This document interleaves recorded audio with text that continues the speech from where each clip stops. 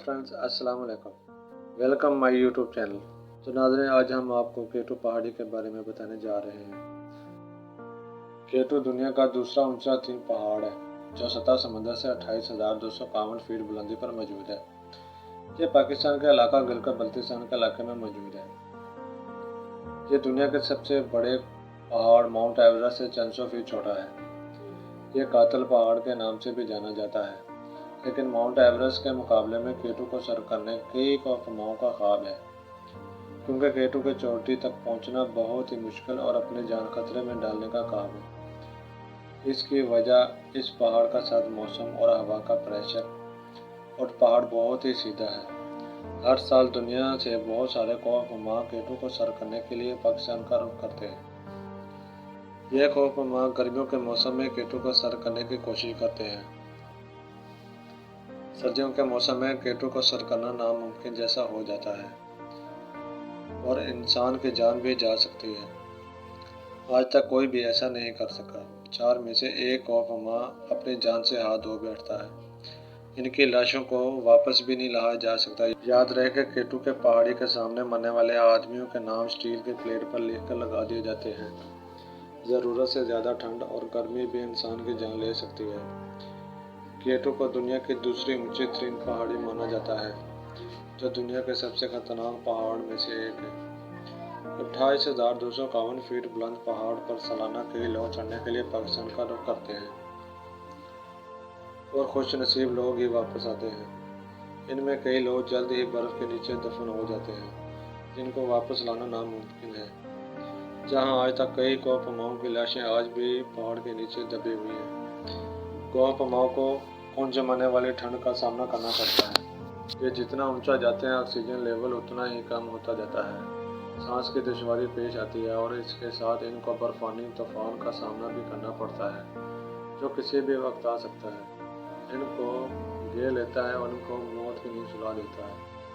यही वजह है कि केटू के कुछ हिस्से को डेथ जोन का नाम भी दिया गया है, क्योंकि इस जगह पर कई लोगों की जान जा चुकी है, जो आज तक किसी को भी इनका पता नहीं चला। डेथ जोन वो जगह है जहाँ कई लोगों की लाशें दफन है। कई लोग केटू पहाड़ी पर चढ़ते ही इनको अंदाज़ा हो जाता है और वो वापस अपने कैंप की तरफ लौट जाते हैं। कई लोगों को इनका जुनून आगे चढ़ने से नहीं रोकता, लेकिन इनका यही जुनून इनको मौत की नींद सुला देता है। नाज़रीन, डेथ जोन में अपने साथियों से अलग हो जाने और रास्ता बुक हो जाने की वजह से कोई जिंदा नहीं रह सकता। दोस्तों, 8,000 मीटर वाले हिस्से को डेथ जोन कहते हैं, क्योंकि इतनी ऊंचाई पर इंसान अपने होशो हवास भी खो सकता है। इतनी ऊंचाई पर ऑक्सीजन की कमी की वजह से खाना भी हजम नहीं होता। हालांकि सन 2008 में ऐसा हुआ कि एक ही दिन 11 लोग अपनी जान से हाथ धो बैठे और कई लोग शदीद जख्मी भी हो गए। इस वाक़ये को तारीख का सबसे खतरनाक वाक़या भी कहा जाता है।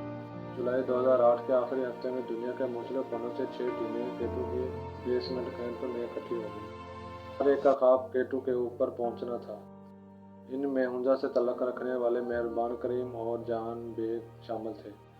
ये पोर्टर्स के तौर पर इनमें शामिल थे। ये वो लोग होते हैं जो कौमाओं की मदद के लिए इनके साथ पहाड़ पर जाते हैं। लेकिन केटू को सर करना आसान नहीं था। ये टोटल 30 लोग थे। इन्होंने इकट्ठे ही जाने का फैसला किया। 31 जुलाई की रात को ये सब लोग इकट्ठे हो गए। इन्होंने फैसला किया कि कोरियन टीम केटू पर फेक्सलोस लगाएगी। यह फांसी रस्सियाँ होती हैं जिनकी मदद से ऊपर चढ़ा जाता है। अगले रोज़ ये केटू की तरफ चढ़ना शुरू हो गई। इन लोगों का लीडर वैन रीजन कौमा को बनाया गया था। इंतहाई एक्सपीरियंस कौमा था। 12 घंटे के बाद एक हादसा एक कौमा की वजह से पेश आया। ग्रैंड मैंडर ने खुद को रस्सी से अलग कर आगे वाले आदमी से आगे निकलने की कोशिश की, लेकिन ये स्लिप हो गया और गिर कर मारा गया। पाकिस्तान के नौजवान जहान बेग ने इसको बचाने की कोशिश की, लेकिन अफसोस की बात कि ये भी स्लिप हो गया और मारा गया। कुछ कौमाओं ने वापस जाने का फैसला किया, जिनमें ग्लासकोप नाम की एक औरत भी शामिल थी। इसका तल्लुक़ नॉर्वे से था। ये एक माहिर कौमा थी।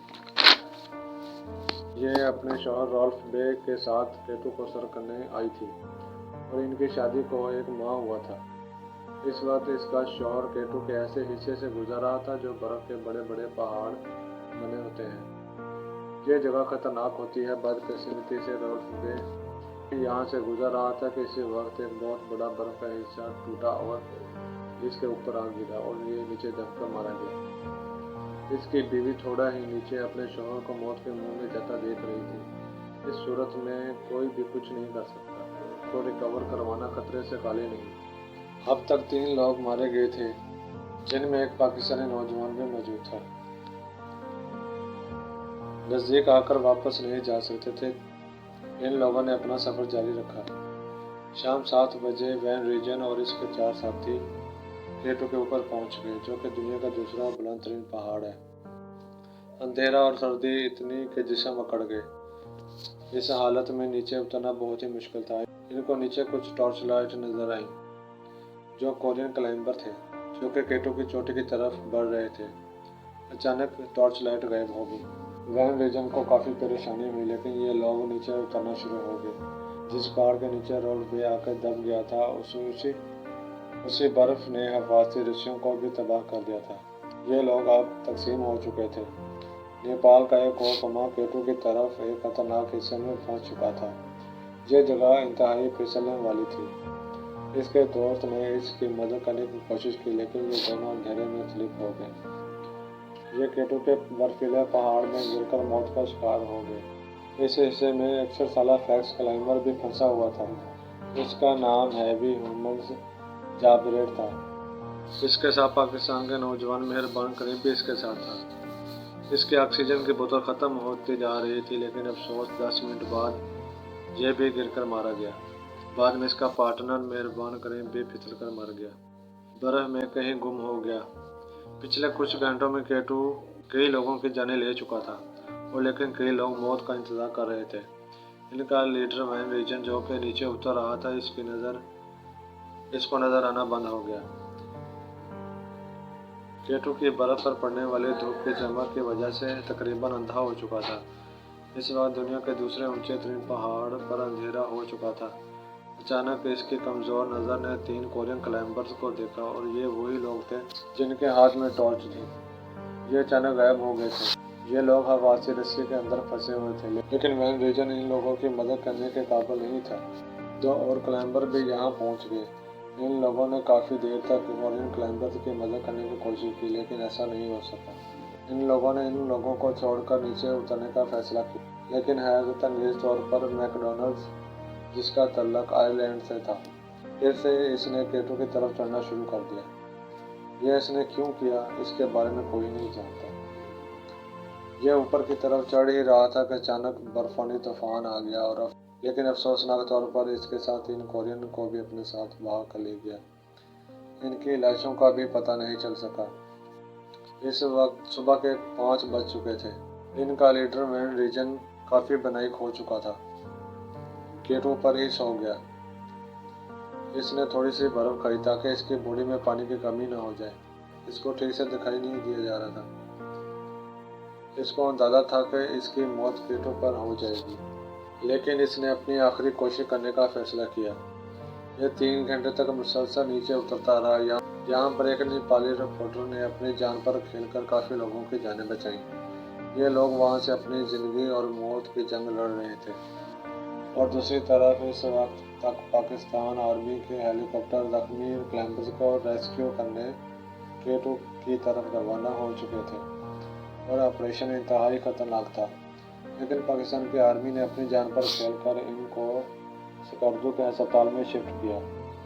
کیٹو پر 11 لوگوں کی جانیں جا چکی تھیں، اور کئی لوگ شدید زخمی بھی ہو چکے تھے۔ یہ خبر انٹرنیشنل میڈیا میں آگ کی طرح پھیل گئی۔